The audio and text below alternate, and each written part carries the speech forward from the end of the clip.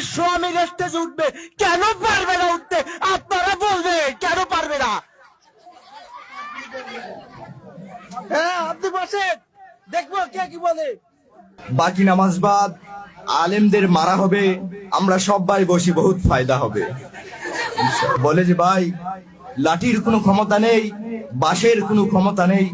সাত তবক আসমান ও জমিনকে যদি এক পাল্লায় রাখা হয়, আর আলেমদের মারার ফজিলত যদি আরেক পাল্লায় রাখা হয়, তাহলে আলেমদের মারার ফজিলতের পাল্লাটাই ভারী হবে। তো ভাই, আমরা নিজেরা আলেমদের মারি, অন্যদের জন্য সুযোগ করে দেই। মেরে দোস্ত আর বুজুর্গ, আমরা মারার সময় তিন কাজ কম করব। মারার সময় ছবি কম তুলবো, ফেসবুকে পোস্ট কম করব, লাইভে কম যাব। মেরে দোস্ত আর বুজুর্গ, আমরা মারার সময় তিন কাজ বেশি করব। আলেমদের মাথায় মারবো, তলাবাদের মুখে মারবো, আলেম পন্থীদের বুকে মারবো। মেরে দোস্ত আর বুজুর্গ, আমরা তিন কাজ মোটেও করব না।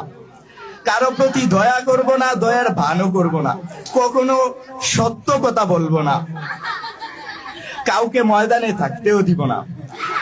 তো মেরে দোস্ত আর বুজুর্গ, আমরা আলেমদের কিমত বুঝে কতল করি।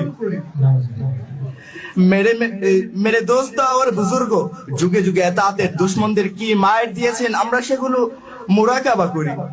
আমরা মাশওয়ারা করে মারি, আমরা সুন্নত তরিকায় মারি, আমরা ডাইন দিক থেকে মারি, আমরা মাথাওয়ালা দুশ্মনদের মাথায় মারি, আমরা ইজতিমাই ভাবে মারি।